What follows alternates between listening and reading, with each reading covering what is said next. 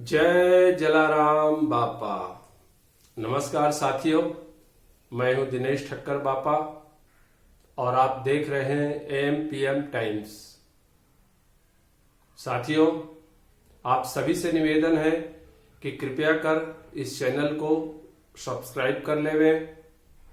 जो साथी आज पहली बार पधारे हैं उनसे भी मेरा आग्रह है कि वे भी इसे सब्सक्राइब कर लेवें। इसके अलावा बेल आइकन को भी दबाना न भूलें ताकि नोटिफिकेशन का लाभ नियमित रूप से प्राप्त होता रहे। मुझे पूरी उम्मीद है कि जलाराम बापा के जीवन की यह कथा आप सभी सज्जनों को अवश्य पसंद आ रही होगी। तो साथियों, प्रारंभ करते हैं जलाराम बापा के जीवन की कथा का 17वां अध्याय। एक बार आसपास अकाल की स्थिति निर्मित हो जाने के कारण हाहाकार मच गया। सब तरफ अनाज की किल्लत पैदा हो गई। जलाराम बापा के यहां भूखे जनों का तांता लग गया, जिससे इनके यहां भी अब अनाज कम पड़ने लगा। जलाराम बापा से यह सब देखा नहीं गया। धन की समस्या का समाधान करने वे एक दिन घर से निकल पड़े। गंतव्य स्थान तय नहीं था। पद यात्रा करते हुए वे गलोड़ गांव पहुंचे। यहां उनका एक अनुयायी जीवराज पटेल रहता था। जलाराम बापा को अचानक अपने घर आया देखकर वह अत्यंत प्रसन्न हुआ। उसने जलाराम बापा के चरण स्पर्श कर कहा, बापा, आपने मुझे स्वयं आकर दर्शन दिया, इसके लिए मैं आपका आभारी हूं।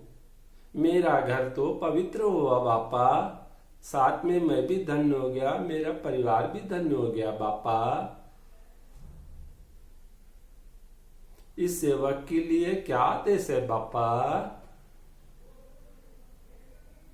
फिर जलाराम बापा ने कहा, जीवराज भाई, अकाल के कारण सदाव्रत में मेहमानों की संख्या अब बढ़ गई है, इसलिए कुछ मुझे धन की आवश्यकता है। आप प्रबंध कर दीजिए, कुछ दिन बाद मैं आपको वापस लौटा दूंगा। तब जीवराज पटेल ने कहा, बापा, इसके लिए आपको आने का कष्ट नहीं करना था बापा। किसी सेवक को भेज देते बापा, या संदेश भिजवा देते, मैं धन दे देता बापा। जलाराम बापा ने जवाब में कहा, जीवराज भाई, सदाव्रत की जिम्मेदारी तो मैंने ली है, इसका सब काम मुझे ही करना पड़ता है। इसमें मुझे कोई कष्ट नहीं होता, बल्कि आनंद मिलता है। फिर अनुयायी ने हाथ जोड़कर कहा, बापा, जैसा आपका आदेश। इतना कहकर उसने जलाराम बापा का आतिथ्य सत्कार कर उनको सम्मान पूर्वक बैठाया। फिर वह धन लेने बाजू के कमरे में चला गया। अनुयायी जीवराज पटेल बाजू के कमरे में पहुंचकर चिन्हित जमीन को खोदकर एक छोटा सा बक्सा निकाला, जिसमें एक थैली में बचत की हुई मुद्राएं सुरक्षित रखी हुई थी। इसमें से कुछ मुद्राएं निकालकर बाकी को पहले की तरह सुरक्षित रख दिया। फिर उसने वह मुद्राएं जलाराम बापा को सौंप दी। उधर जीवराज पटेल की पत्नी दरवाजे के पीछे छिपकर सारा दृश्य देख रही थी और दुखी हो गई, लेकिन जुबान से कोई शब्द नहीं निकल रहे थे उसके। जैसे ही जलाराम बापा मुद्राएं लेकर और उन्हें आशीर्वाद देकर चले गए, वैसे ही जीवराज की पत्नी का तो गुस्सा फट पड़ा। वह अपने पति से उलझ पड़ी। पति द्वारा जलाराम बापा को मुद्राएं देना उसे कतई नहीं सुहाया। पत्नी द्वारा हाय तौबा मचाने के बाद जीवराज ने मौन रहने में ही अपनी भलाई समझी। फिर जीवराज की पत्नी की चिल्लपो सुनकर पास पड़ोस के लोग भी वहां इकट्ठा हो गए। एक पड़ोसी औरत ने जिज्ञासावश उससे पूछा, ए बेन, क्या बात है?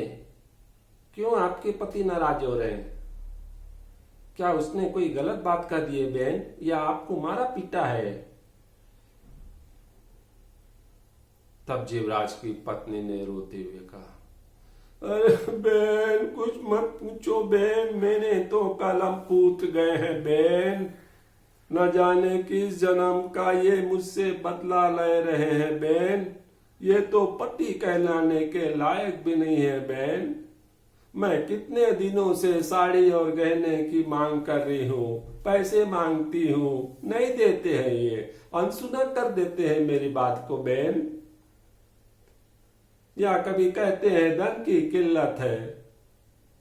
और बेन देखो, आज जलाराम बापा आए तो उनको जितनी मुद्राएं मांगी उतने झट से दे दी। अब मैं चिल्लाऊं दो नहीं, क्या करूं बेन? इतना कहकर वह दहाड़ मार मार कर रोने लगी। पड़ोसियों को समझते देर नहीं लगी।